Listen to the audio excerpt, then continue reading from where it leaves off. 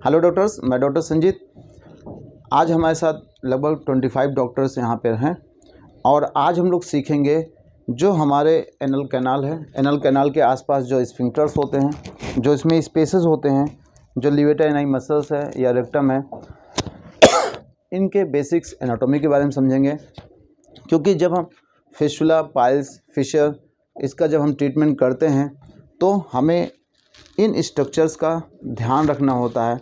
मान लेते हैं कि एक आपके पास कोई फिस्टुला का पेशेंट आया है और आपकी रिपोर्ट्स में लिखा हुआ है high anal fistula. What is the mean of high anal fistula? आप कैसे समझोगे कि हाई एनल फिस्टुला क्या है? जैसे मान लेते हैं कि एक आपके पास फिस्टुला का केस आया जिसमें लिखा हुआ है कि इंटरनल ओपनिंग आपकी डेंटेट लाइन से ऊपर मिल रही है। तो इसका क्या मतलब है? इसके पीछे यानी फिस्टुला का जो कॉज है वो कैसे आप निर्धारित करोगे? जैसे मान लेते हैं कि आपके पास पेशेंट आया, वो कह रहा है कि हमें 4 ग्रेड का हेमोराइड है। तो इसका क्या मतलब है? 4 ग्रेड का हेमोराइड क्या है? इंटरनल हेमोराइड कहाँ पे होते हैं? डेंटेड लाइन के ऊपर होते हैं, डेंटेड लाइन के नीचे होते हैं। तो सर्वप्रथम हम इस मॉडल के बेस से और हम कुछ पिक्चराइज करके, तो सबसे पहले डियर फ्रेंड्स हम लोग देखते हैं, ये हमारी रेक्टम है। ये क्या है? रेक्टम। रेक्टम के बाद जो हमारा एनल कैनाल होता है,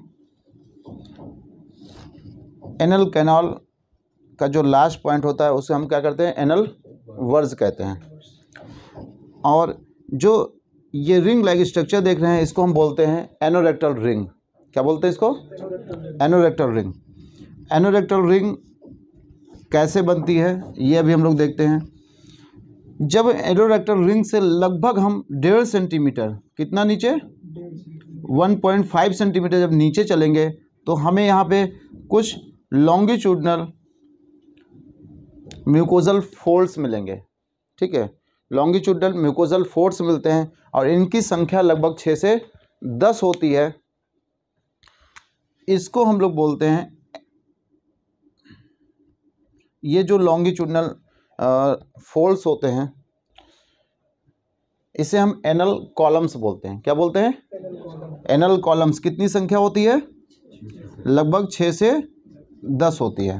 डिफरेंट पीपल्स में डिफरेंट होते हैं। एनल कॉलम्स का जो बेस होता है, यहाँ पे एक वॉल्व लाइक स्ट्रक्चर होता है। इसे हम जो होते हैं एनल वॉल्व कहते हैं। क्या बोलते हैं? एनल वॉल्व कहते हैं। अब चूंकि इसका जो structure just like two teeth, यानी जैसे हमारे दांत का स्ट्रक्चर है बिल्कुल ऐसे दिखता है, तो दैट्स वाई इसको हम क्या बोलते हैं? Dentate line. इसको क्या बोलते हैं? डेंटेट लाइन, या इसका दूसरा नाम होता है पेक्टिनेट लाइन। ठीक है, क्या बोलते हैं? Pectinate line.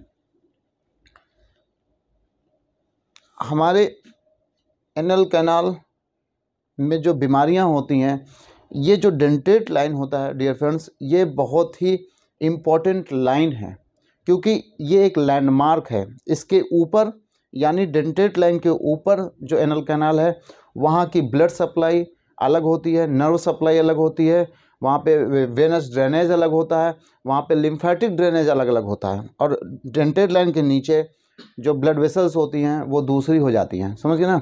तो dentate line is a very important landmark in our anal canal area. Okay, तो डेंटेट लाइन को कभी मत भूलिएगा, क्योंकि अगर हमारे पास इंटरनल हेमोराइड का पेशेंट आएगा तो इसका मतलब है वो डेंटेट लाइन के ऊपर की बीमारी है, और अगर एक्सटर्नल हेमोराइड का पेशेंट आएगा तो इसका मतलब है डेंटेट लाइन के नीचे है। अगर कोई पेशेंट आ रहा है, कह रहा है हमें बहुत तेज़ दर्द हो रहा है मलद्वार में, इट्स मीन कि वो डेंटेट लाइन के नीचे उसको बीमारी है, क्योंकि डेंटेट लाइन के नीचे जो नर्व होती है वो सोमैटिक नर्व होती है। अभी हम आगे पढ़ेंगे, बहुत पेनफुल होती है। और डेंटेट लाइन के ऊपर जो नर्व होती है वो ऑटोनॉमिक नर्व का इनर्वेशन होता है। ओके, वो पेनलेस होती है, पेन नहीं, वो केवल प्रेशर को फील कराती है। ओके, तो डेंटेट लाइन से नीचे जब हम लगभग 1.5 सेंटीमीटर और नीचे जब चलेंगे तो हमें एक लाइन और फील होती है, हमें दिखती है, जिसको हम लोग क्या बोलते हैं? हिल्टल लाइंस। हिल्टल लाइंस होती है। कौन सी लाइन बोलते हैं इसको? इसको कौन सी लाइन बोलेंगे? हिल्टन्स लाइन या इसी को वाइट लाइन बोलते हैं। क्या बोलेंगे बेटा? White line. White line, okay. और जब यहाँ से लगभग 0.8 सेंटीमीटर यानी लेस देन 1 सेंटीमीटर लगभग नीचे चलेंगे, यहाँ पे 0.8 सेंटीमीटर, तो हमें ये सेंटीमीटर्स में है बेटा। तो यहाँ पे क्या होता है? यहाँ पे होता है एनल वर्स। क्या होता है? Anal verge. ये क्या है गया? Anal verge. तो total length of our anal canal is about 4 centimeter. अगर टोटल आप जोड़ेंगे तो 0.8, 1.5, 1.5 तो 3.8 सेंटीमीटर के एनल कैनाल हो गए। तो ये लगभग 4 सेंटीमीटर का एनल कैनाल होता है। जो लोग थोड़ा लंबे चौड़े होते हैं उनकी एनल कैनाल थोड़ा बड़ी होती है, कुछ लोगों की एनल कैनाल जो छोटी हाइट के होते हैं उनका एनल कैनाल छोटी होती है। तो जब आप पर रेक्टल एग्जामिनेशन करेंगे, जब आप फिंगर लगभग 2.5 सेंटीमीटर अंदर मलद्वार में डालेंगे तो आपको डेंटेड लाइन फील होगी, ओके। अब अभी एनल कैनाल के अंदर ही हम लोग देखते हैं। तो ये एरिया क्या हो गया? एक एरिया ये हो गया और एक एरिया ये हो गया और एक एरिया ये हो गया, ओके। तो अब हम इसकी थोड़ा सा अंदर जो एनोरेक्टल रिंग, ये क्या है बेटा? ये है एनोरेक्टल रिंग। Anorectal ring. और ये जो स्ट्रक्चर आप देख रहे हैं ये जो है वो है लिवेटर एनाई मसल। क्या है? लिवेटर एनाई मसल, ठीक। तो पहले हम एनल कैनाल के बारे में पूरा डिटेल समझ लें। तो एनोरेक्टल रिंग से डेंटेड लाइन तक जो स्ट्रक्चर्स है, जो म्यूकोसा मेम्ब्रेन है, वो कैसे बनी होती है और इसके नीचे की जो म्यूकोसा मेम्ब्रेन है वो किसकी बनी होती है। तो यहाँ पे जो म्यूकोसा मेम्ब्रेन है, सबसे पहले तो ये डेंटेड लाइन से एनोरेक्टल रिंग इधर का जो एरिया है वो इंडोडर्मल इन ओरिजिन होता है। आपने पढ़ा ना, एक्टोडर्मल इन ओरिजिन और इंडोडर्मल इन ओरिजिन। तो डेंटेड लाइन के ऊपर एंडोडर्मल इन ओरिजिन और डेंटेड लाइन के नीचे क्या है? Ectodermal in origin.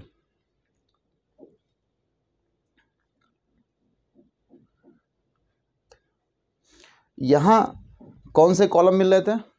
यहाँ का ये कॉलम्स है ना।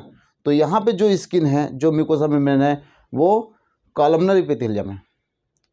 कौन सी एपिथेलियम है? और इसके नीचे क्या है? Squamous epithelium. तो यहाँ पे बेटा जो मिलेगा वो म्यूकोसा मेम्ब्रेन, वो क्या है? Columnar epithelium. कौन सा एपिथेलियम? Columnar epithelium. और इसके नीचे जो होती है वो कौन सी होती है? Squamous epithelium. Squamous epithelium, okay. तो आप देख रहे हैं ना, डेंटेड लाइन के ऊपर कौन सी जो कवरिंग है वो कॉलमनर एपिथेलियम की है। डेंटेड लाइन के नीचे काहे की कवरिंग है?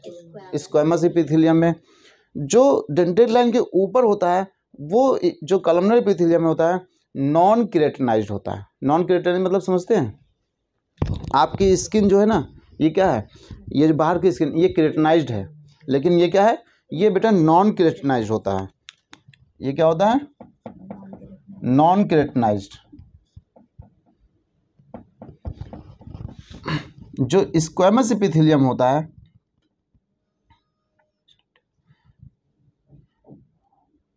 ये भी जो यहाँ पे होता है डेंटेड लाइन से हिल्टन लाइन तक जो होता है वो भी नॉन केराटिनाइज्ड होता है। क्या होता है? Non keratinised.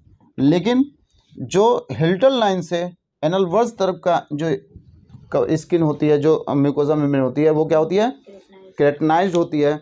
Stratified keratinised epithelium होती है। ये क्या होती है? नॉन स्ट्रेटिफाइड, नॉन, ठीक है, नॉन स्ट्रेटिफाइड, सॉरी। तो ये कॉलमनर एपिथेलियम नॉन केराटिनाइज्ड होती है। यहाँ पे क्या है? ठीक है, क्लियर। तो ये इतना आपको ये हो गया, इसकी कवरिंग है। अब इसकी ब्लड सप्लाई देख लेते हैं। जो वेनस फ्लो होता है, वेंस की सप्लाई जो होती है कॉलमनर जो ये वाला होता है डेंटेड लाइन से के ऊपर जो ब्लड फ्लो होता है वेंस का, अगर देखें तो सुपीरियर रेक्टल वेन की सप्लाई होती है। कौन सी वेन है? वेन कौन सी मिलेगी यहाँ पे?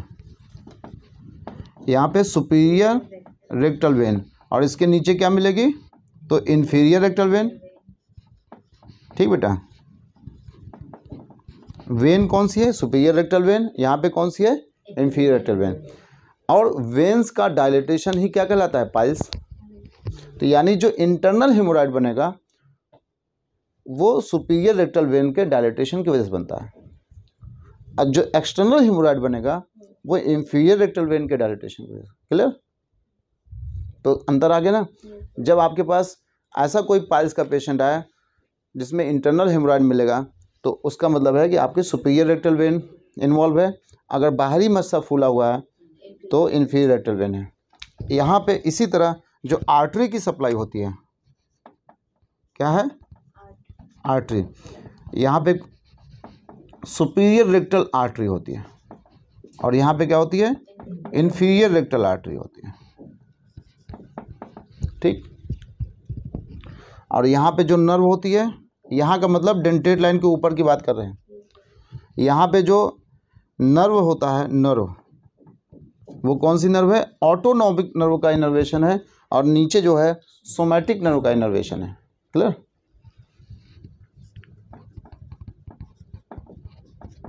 सोमैटिक नर्व का इनर्वेशन है। क्लियर, इतनी चीज समझ में आ गई। तो dentate line is a very important landmark, या एक डिमार्केशन लाइन होती है जिसके ऊपर की ब्लड सप्लाई, यानी उसका वेन, उसकी आर्टरी, उसकी जो नर्व होती है वो डेंटेट लाइन के नीचे से अलग होती है। क्लियर, ये तो हो गया, हम एनल कैनाल के अंदर का स्ट्रक्चर देख रहे हैं। लेकिन अब थोड़ा सा एनल कैनाल के बाहर आए, हम थोड़ा सा लेटरल साइड जाएंगे। ठीक है, हम केवल इधर आते हैं, उधर का स्ट्रक्चर नहीं बनाते हैं।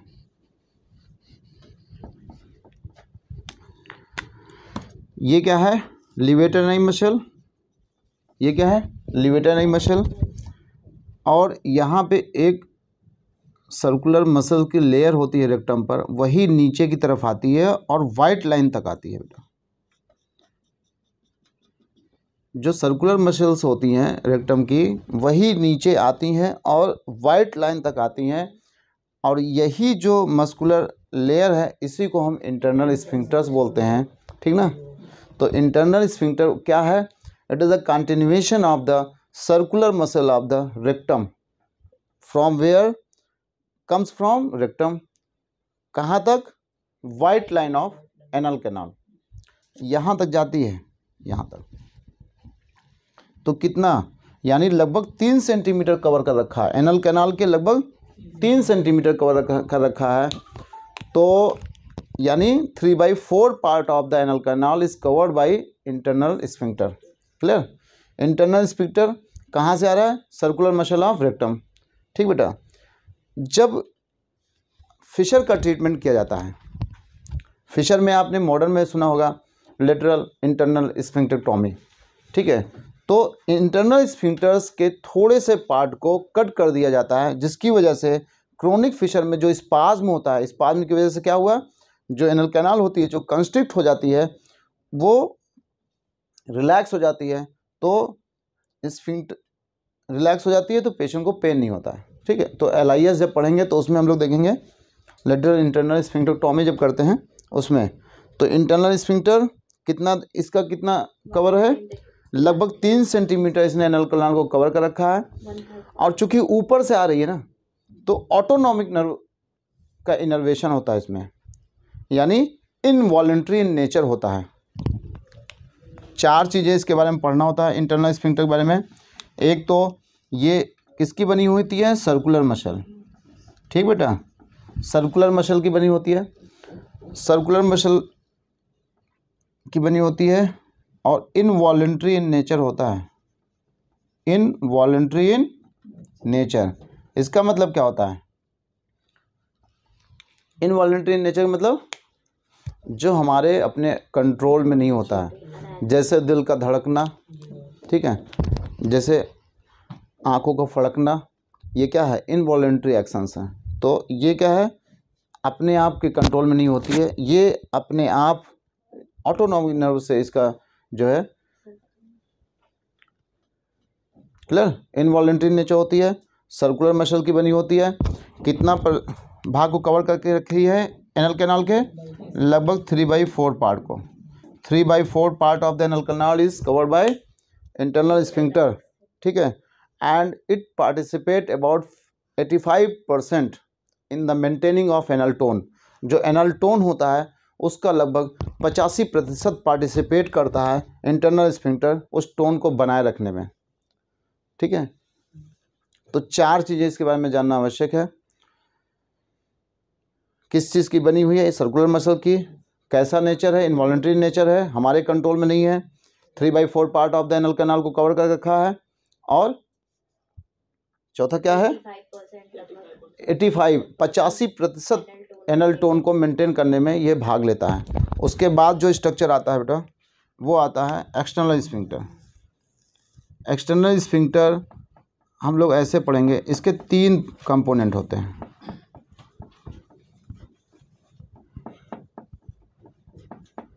ऐसे 3 कंपोनेंट होते हैं एक्सटर्नल स्फिंक्टर के। सबक्यूटेनियस, सुपरफिशियल और deep component. This is the external sphincter. Internal sphincter के बारे में क्या पढ़ा था, सर्कुलर मसल की बनी होती है। तो ये जो होती है स्ट्रैटेड मसल की बनी होती है, स्ट्रैटेड मसल की बनी होती है। ये क्या है, इनवॉलंटरी नेचर है। ये इनवॉलंटरी नेचर नहीं होती है, ये वॉलंटरी नेचर होती है, यानी हमारे अपने अंडर कंट्रोल में होती है, क्लियर। और ये क्या है, 3/4 पार्ट को कवर कर रखा है। इसने क्या कर रखा है, पूरे एनल कैनाल को कवर कर रखा है। और इसने ये क्या था, 85% एनल टोन को मेंटेन करा था। ये केवल 15%, 15% only participant in the maintaining of the anal canal, ठीक है। जो एनल कैनाल की टोन होती है उसको मेंटेन करने में केवल 15% एक्सटर्नल स्फिंक्टर, ठीक है। 4 चीज़ें बेटा याद रखना, क्योंकि जब भी आप फिशर, फिस्टुला, पाइल्स, इन तीनों के ट्रीटमेंट की बात करेंगे तो बिना स्फिंक्टर्स के आप इसके ट्रीटमेंट के बारे में सोच भी नहीं सकते हैं। अगर हमने कहा high anal fistula, it's mean कि आपका जो फिस्टुला है वो मोर देन 30% एनल कैनाल के स्फिंक्टर को इन्वॉल्व कर रखा है। और अगर हाई एनल फिस्टुला है, एक बार में आपने फिस्टुलेक्टॉमी या फिस्टुलेक्टॉमी कर दिया तो पेशेंट का जो मल को रोकने की क्षमता है वो लॉस हो जाएगी, ठीक है। तो आपके स्फिंक्टर्स के बारे में आपको जानना बहुत ही अति आवश्यक है, क्योंकि यही स्फिंक्टर्स हमें मल को रोकने में जो हेल्प करते हैं। अगर स्फिंक्टर ही नहीं रहेंगे तो आप मल कैसे रोक पाओगे। जो भी खाएंगे, जो भी मल बनेगा अपने आप मल शरीर से बाहर जाएगा। क्लियर। तो दोनों स्फिंक्टर्स के बारे में जान गए। अब जो ये म्यूकोजा मेम्ब्रेन थी एनल कैनाल की जो लेयर है, इसके जस्ट बाद क्या है, इंटरनल स्फिंक्टर। इस इंटरनल स्फिंक्टर के बाद कौन सी लेयर है, एक्सटर्नल स्फिंक्टर। इन दोनों के स्पेस को एक नाम दिया जाता है बेटा, इंटर इन्फिंट्रिक स्पेस। इसको क्या बोला जाता है, इंटर इन्फिंट्रिक स्पेस, ठीक। और जैसे हमारे माउथ में क्या होता है, सैलिवरी ग्लैंड होती है, नहीं, क्लियर है, जिसे सलाइवा सिक्रेशन होता है। इसी तरह हमारे जो एनल कैनाल होती है इसके बगल में यहाँ पे एक ग्लैंड होती है जिसे हम बोलते हैं एनल ग्लैंड। एनल ग्लैंड बहुत ही इम्पोर्टेंट स्ट्रक्चर है। अगर इसमें इन्फेक्शन हो जाता है या ये इन्फ्लेम्ड हो जाती है तो हमें फिस्टुला हो जाता है। और एक ऐसा हाइपोथेसिस है कि about 85% of fistula is due to जो है इन्फेक्शन ऑफ एनल ग्लैंड। थोड़ा लोग तो फोन वीडियो स्टॉप। तो ये क्या है, एनल ग्लैंड है, ठीक बेटा। एनल ग्लैंड बहुत ही इम्पोर्टेंट रोल प्ले करता है for the formation of fistula. And इसका जो नॉर्मल फिजियोलॉजिकल एक्शन होता है वो क्या करता है, यहाँ पे जो म्यूकस बनेगा वो कहाँ आएगा, एनल कैनाल में आएगा। एनल कैनाल में जब म्यूकस आएगा तो हमारी जो ये म्यूकोजा मेम्ब्रेन है वो क्या होगी, स्लिपी रहेगी, चिपचिपी रहेगी। तो जब हम लैट्रिन जाएंगे तो हमारी लैट्रिन आसानी से फिसल के बाहर निकल जाएगी, ओके। अगर किसी भी कारणवश हमारी एनल ग्लैंड किसी भी कारण, चाहे फॉरेन बॉडी की वजह से, चाहे कोई बैक्टीरियल इन्फेक्शन की वजह से ये इन्फेक्ट हो जाती है, तो बच्चों इसमें जो है ये नीचे की तरफ इंटरइन्फेंट्रिक फिशुला का फॉर्मेशन करती है, और ऐसा माना जाता है कि 85% फिशुला इसी एनल ग्लैंड के इन्फेक्शन की वजह से होता है। तो जब आप प्रैक्टिस करोगे तो अगर आपके पास फिशुला का कोई केस आएगा, ये मान लेना कि हमारा जो फिशुला का केस है उसकी इंटरनल ओपनिंग कहाँ मिलेगी, डेंटेट लाइन पे, because it opens at the base of the anal columns. जो एनल वॉल्व होती है ना, उसी के बेस पे जो एनल क्रिप्स के थ्रू अपना सिक्रेशन ड्रेन करती है। तो ये एनल ग्लैंड हो गई, ये क्या हो गया, क्रिप्स हो गया, एनल क्रिप्स, और यहाँ पे साइनसेस होते हैं उसके थ्रू गए। तो एक होता है क्रिप्टोग्लैंडुलर हाइपोथेसिस, यानी इसी क्रिप्ट के इन्फेक्शन की वजह से फिशुला बनता है, ऐसा माना जाता है। बट फिशुला के होने के और भी बहुत सारे कारण हैं। तो ठीक बेटा, तो जो एनल ग्लैंड होती है ना, इसका कुछ हिस्सा आप देखिए, ये म्यूकोजा मेम्ब्रेन और इंटरनल स्फिंक्टर के बीच में है, कुछ हिस्सा इंटरनल स्फिंक्टर में है, और कुछ हिस्सा इंटर स्फिंक्टर की स्पेस में है। तो इसके बेस, इसका इन्फेक्शन का कारण हमें ये बताएगा कि पस कहाँ से आने वाला है। अगर केवल एनल ग्लैंड का इतना हिस्सा इन्फेक्ट होगा, क्लियर, तो पस कहाँ से आएगा, एनल कैनाल से आपको फील होगा। मान लो फिशुला का पेशेंट आया, बता रहा है कि हमको पस यहाँ से आ रहा है, तो शुरुआत में आपको थोड़ा सा पस और बहुत कम मात्रा में आएगा। लेकिन अगर यही इन्फेक्शन इंटरस्फिंक्टर की स्पेस में पहुँच गया, एनल ग्लैंड यहाँ की जो है वो इन्फेक्ट हो गई, तो क्या होगा, आपका इन्फेक्शन फिर यहाँ से ट्रेवल करके नीचे जाएगा, तो इंटरस्फिंक्टिक फिशुला बन जाएगा। कई बार आप लोग देखते हैं ना कि पेशेंट आया, पेशेंट कंप्लेन कर रहा है, डॉक्टर साहब थोड़ा सा में मलद्वार में चिपचिपा पानी से निकलता है थोड़ा सा, तो इट्स मीन कि आपका जो एनल ग्लैंड है वो ज़्यादा इन्फेक्ट नहीं हुई है, ज़्यादा इंटरस्फिंक्टिक स्पेस में नहीं आई है, वो केवल इसी हिस्से में आई हैं, ठीक ना। तो इससे थोड़ा सा आइडिया लग जाता है कि कहाँ पे है। तो एनल ग्लैंड के कितना हिस्सा इन्वॉल्व हुआ है, इससे पस का हमें कलेक्शन पता चल जाता है, क्लियर। अब ये इंटर स्फिंक्टर की, इस पे जो एक्सटर्नल स्फिंक्टर है, इसके 3 कंपोनेंट होते हैं। पहला सबक्यूटेनियस, यानी जो स्किन है उसके जस्ट नीचे, सुपरफिशियल एंड डीप कंपोनेंट। जो सबक्यूटेनियस है वो केवल कहाँ तक होगी, जहाँ पर ये वाइट लाइन आके ख़त्म होगी बेटा। तो ये जो हिस्सा हो गया, यानी देखो अभी हम लोग जब एब्सेस पढ़ेंगे, पेरिएनल एब्सेस, तो बेटा ये हिस्सा, ये इतना हिस्सा, ये खाली स्थान हो गया ना बेटा, ये पेरिएनल स्पेस कहलाएगा, ठीक है। तो जहाँ पे इंटरनल स्फिंक्टर आके ख़त्म हुआ, और यहाँ पे इसका ये लास्ट जो सबसे सबक्यूटेनियस कंपोनेंट था एक्सटर्नल स्फिंक्टर का, ये होता है पेरिएनल स्पेस। अब पेरिएनल स्पेस के जो फैट होते हैं वो बहुत बहुत इंटैक्ट होते हैं, बहुत पास में होते हैं, और जब यहाँ फोड़ा आपको बनेगा, एब्सेस बनेगा, तो पेशेंट फील करेगा बहुत ज़्यादा पेन हो रहा है। जब आप यहाँ पे पैल्पेशन करेंगे ना, पीछे से पेशेंट को जब लिटाएंगे, चेक करेंगे ना, तो आपका जो फोड़ा होगा, जो एब्सेस होगा, बहुत हार्ड होगा, आप छूते ही बता देंगे यहाँ पे फोड़ा है, क्लियर। आपको कई पिक्चर मैंने दिखाई, कई पेशेंट को लिटा के दिखाया कि जब एब्सेस बहुत डीप टिश्यू में होता है, मान लेते हैं इश्योएनल फोसा, इश्योरेक्टल फोसा में, तो आप फील करेंगे, जब पेशेंट को पैल्पेट करेंगे पेरिएनल स्किन में, तो आपको वो एब्सेस फील नहीं होगा। लेकिन अगर यही एब्सेस पेरिएनल स्पेस में है तो वो बहुत ज़्यादा फील होगा, हार्ड इंड्यूरेटेड एरिया फील होगा, क्लियर। तो अब क्या है कि ये इंटरनल स्फिंक्टर, ये एक्सटर्नल स्फिंक्टर। आप जब किसी पेशेंट को लिथोटमी पोजीशन में लिटा के जब यहाँ पे मलद्वार पे आप फिंगर से फील करेंगे, तो आपको यहाँ पे गड्ढा सा फील होगा, डीप एरिया, तो दैट इज का इंटर स्फिंक्ट्रिक ग्रूव कहलाता है, ठीक है। उस एरिया को क्या बोलेंगे, इंटर स्फिंक्ट्रिक ग्रूव। तो इंटर स्फिंक्ट्रिक ग्रूव किसके किसके बीच में बन रहा है, इंटरनल स्फिंक्टर एक्सटर्नल स्फिंक्टर के बीच में जो एक गड्ढा सा फील हो रहा है, जो एक खाली सा स्पेस फील हो रहा है, that is called as intersphincteric groove, okay. ये क्या कहलाएगा, इंटर स्फिंक्ट्रिक ग्रूव। इसके पीछे जो एक्सटर्नल स्फिंक्टर होता है, इसके पीछे भी स्पेस होता है, जिसकी चौड़ाई लगभग 2.5 सेंटीमीटर होती है, और जिसकी लेंथ, ये क्या है, डेप्थ है बेटा। ये कोरोनल पोजीशन हमने पेशेंट बनाई है, ये क्या है, कोरोनल पेशेंट, कोरोनल सेक्शन। तो इसकी डेप्थ, यानी स्किन, जो पेरिएनल स्किन है और इसके बीच की जो गहराई है, जब आप फिशुला का ट्रीटमेंट करेंगे, जब आप एमआरआई रिपोर्ट देखोगे, तो उसमें लिखा होगा कि the depth of the fistula track is about 5 centimeter. It's mean कि your fistula track is going up to levator and I muscle, क्योंकि इसकी जो डेप्थ होती है वो 5.6 सेंटीमीटर तक होती है, क्लियर। आप जब यहाँ पे, आपको तो मैंने बहुत सारे केस दिखाए हैं, ठीक ना। तो यहाँ पे डेप्थ जो होती है कितनी होती है, 5.6 सेंटीमीटर के आसपास होती है इसकी, ये डेप्थ है। और जो इसकी लंबाई हम नापेंगे, लंबाई बेटा ऐसे नापी जाती है जब पेशेंट सुपाइन उसमें लिथोटमी पोजीशन में लेटा होगा। जैसे मान लेते हैं ये पेशेंट लेटा हुआ है, ठीक है, ये एनल कैनाल हो गई।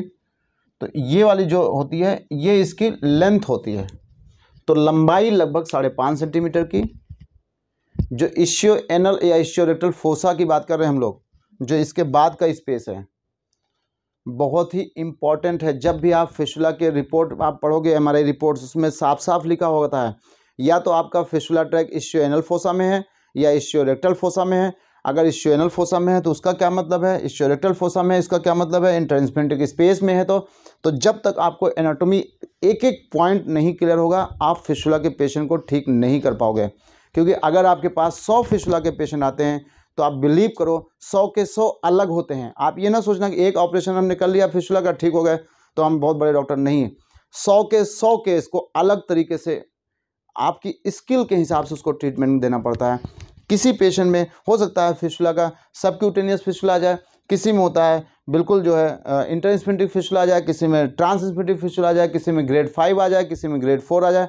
तो डिफरेंट काइंड के पेशेंट में डिफरेंट तरीके से ट्रीटमेंट करना पड़ता है। ओके, तो this is the ischioanal और ischiorectal fossa. Ischioanal या इश्यू रेक्टल फोसा, अगर इश्यू एनल आए तो इसका मतलब है आप स्किन के जस्ट आस ही पास हैं, ठीक बेटा।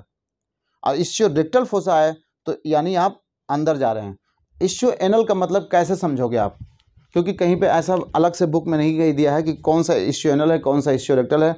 तो इश्यू, चूँकि यहाँ पे इशियम बोन होती है ना, यहाँ पे ये क्या है, इलियम प्यूबिक इशियम।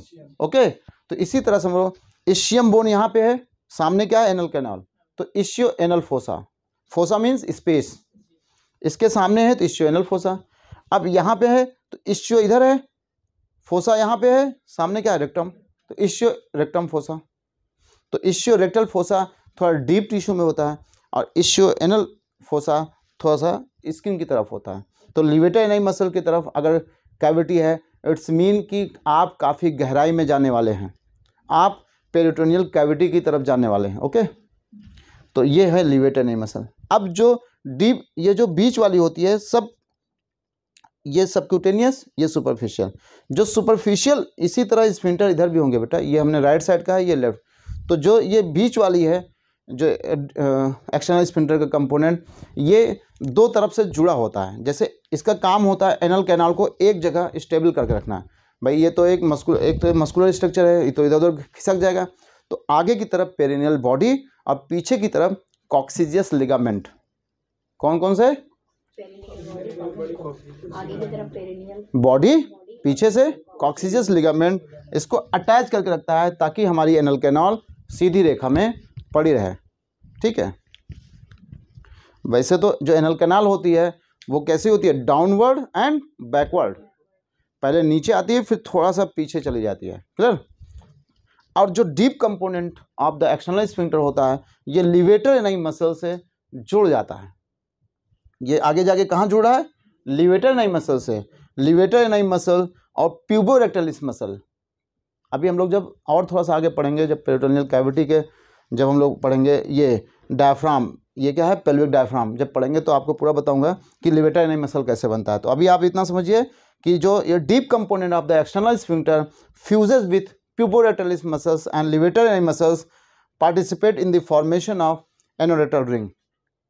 तो एनोरेक्टल रिंग कैसे बनती है, deep component of external sphincter, levator ani muscle and puborectalis muscle. Okay, तो इन तीनों मसल से जब फ्यूजन होता है तब जाके एनोरेक्टल रिंग बनती है। और इन तीनों में से किसी को भी आपने डिस्टर्ब कर दिया तो आपका जो रेक्टम में आपका जो स्टूल रुका हुआ है वो सीधे एनल कैनाल से बाहर चला जाएगा, यानी incontinence of faecal material. That's why I am saying if there is high anal fistula, अगर आपके पास कोई हाई एनल फिस्टुला का पेशेंट है तो आप उसको एक बार में स्फिंक्टर कट नहीं करेंगे, अन्यथा पेशेंट कभी भी अपने मल को होल्ड नहीं कर पाएगा। ओके, क्योंकि पेशेंट का जो इस फिस्टुला का ट्रैक जा रहा है वो काफ़ी ऊपर से होते हुए जा रहा है, यहाँ से जा रहा है, तो ज़्यादा से ज़्यादा मसल फाइबर इन्वॉल्व हैं। ओके, अगर deep component of external sphincter disturb हुआ तो एनोरेक्टल रिंग गई। अगर प्यूबोरेटरलिस मसल डिस्टर्ब हुई तो ये क्या हुआ, ये अगर एनोरेक्टल रिंग ना, एनोरेक्टल रिंग लिवेटाइनाई मसल में अगर आपने कुछ गड़बड़ कर दिया तब भी चला गया। Deep component of external sphincter में कुछ गड़बड़ी हुई तब भी एनोरेक्टल रिंग चली गई। प्यूबोरेटरलिस मसल जब ये डिस्टर्ब हो जाएगी तब भी चली जाएगी। इसीलिए आपने देखा होगा कि जो प्यूबोरेटरलिस मसल होती है वो जो होती है वो आगे की तरफ नहीं होती है, वो हमेशा पीछे की तरफ होती है। कभी प्यूबोरेटरलिस मसल देखा है? प्यूबोरेटरलिस मसल को मसल्स ऑफ कॉन्टिनेंस भी कहा जाता है, यानी मल को रोकने वाली मसल, समझे? वो आगे की तरफ नहीं होती बेटा, पीछे की तरफ होती है, बैक साइड में होती है। इसीलिए महिलाओं में ड्यूरिंग द नॉर्मल डिलीवरी जब होती है, जब वेजाइनल डिलीवरी होती है, उस समय कई बार वो जो आगे एनोरेक्टल रिंग जो होती है वो कट जाती है, सेकंड लाइन साइड टीयर बोलते हैं, तो क्योंकि वहाँ पे प्यूबोरेटरलिस मसल आगे की तरफ नहीं होती है।